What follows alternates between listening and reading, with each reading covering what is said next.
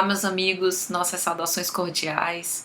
Estamos aqui mais uma vez para o canal Lições de Amor, nesse quadro que visa estudar a obra Paulo e Estevão, pelo Espírito Emmanuel. Nós estamos ainda no último capítulo, capítulo 10º, da segunda parte, ao encontro do Mestre.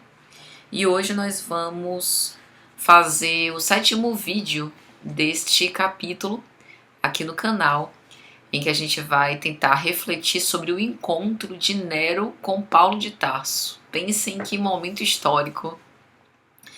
E então a gente vai falar sobre isso nesse vídeo. Ainda há mais alguns vídeos até a gente finalizar o capítulo, provavelmente mais 2 ou 3 vídeos no máximo. Já está bem próximo do final. E vamos então, sem mais delongas, explorar o que Emmanuel nos traz nessa preciosidade. Emmanuel vai dizer que Nero, por ser uma figura tanto quanto excêntrica e também criminosa, e devido à fama de Paulo de Tarso, estava ansioso para conhecê-lo. Queria conhecer o homem que mobilizara grande número de seus íntimos para apoiar-lhe o recurso. A presença do apóstolo dos gentios causou-lhe, no entanto, uma enorme decepção. Que valor poderia ter aquele velho insignificante e franzino, como ousa, falar assim de Paulo de Tarso? É a questão das aparências exteriores. Era o César, o imperador romano, e, portanto, estava acostumado e adicionado a isso, é lógico, tinha todo o seu viés fantasioso, histrião, de querer aparentar, de fazer aquelas aparições bastante fantasiosas. Então, ele, devido à fama de Paulo de Tarso, acreditava que todo mundo que tivesse fama tinha que ser nesse padrão, Não imaginava o conteúdo. E ele já estava prestes a dar meia volta e ignorar Paulo de Tarso, quando de repente alguém pede, que seria conveniente deixar que Paulo de Tarso falasse para ver o que lhe trazia ali, devido a tantos recursos pedindo a intercessão dele. E efetivamente ele, que queria ver desprezado o apóstolo dos gentios, deixou que falasse. Emmanuel diz: ele que jamais perdia a ocasião de ostentar suas presunções artísticas, considerou ouvir e ordenou que o prisioneiro então falasse à vontade. E aí Paulo faz um discurso eloquente, como é de se esperar. Eu não vou reproduzir aqui o discurso inteiro, que é um pouco longo, mas alguns trechos, eu grifei, eu faço questão.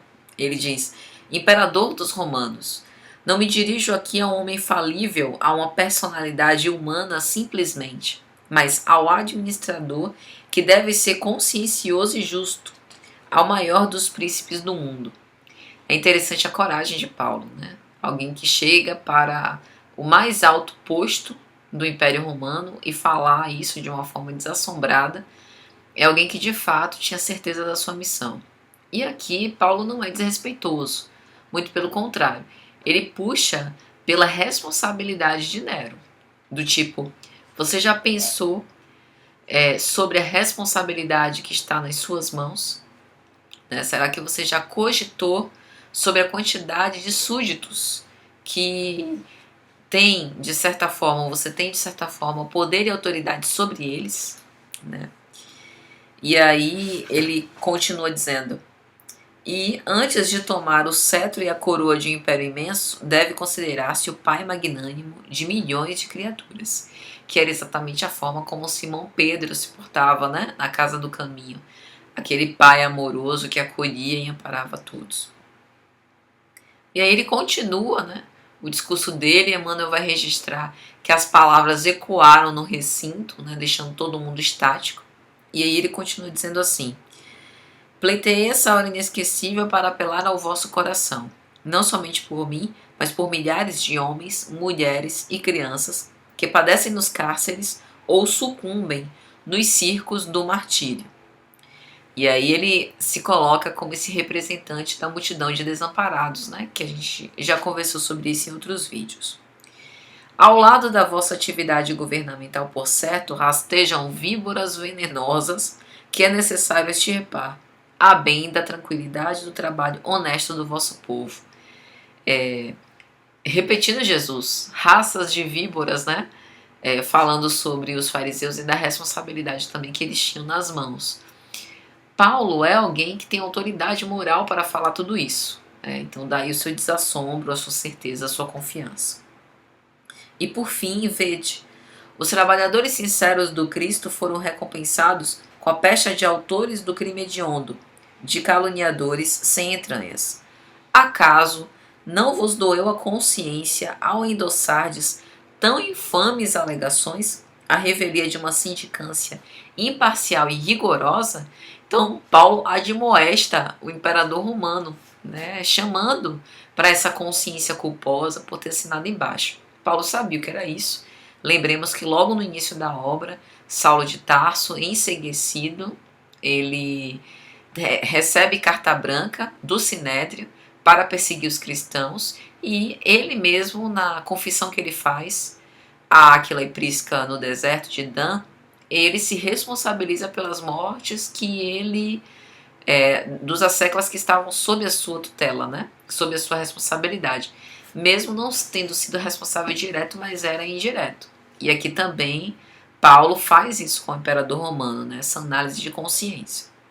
Atentai para a extensão gloriosa dos vossos deveres. Não vos entregueis à sanha de políticos inconscientes e cruéis. Lembrai-vos de que, em uma vida mais elevada que esta, ser-vos-ão pedidas contas de vossa conduta nos atos públicos. E aí, Nero, ouvindo tudo aquilo, estarrecido, e ele por fim vai dizer: uns partiram, referindo-se aos antigos imperadores, pelas consequências fatais dos próprios excessos destruidores. Outros, assassinados pelos filhos da revolta e do desespero. Recordando semelhante situação, não desejo transformar o culto da vida em culto da morte, mas demonstrar que a fortuna suprema do homem é a paz da consciência pelo dever cumprido. E aí Emmanuel vai dizer que o imperador romano ficou com os olhos vidrados, que já não via mais o apóstolo, mas via uma série de vultos, né? É como se ele tivesse escutado sinistros vaticínios. E aí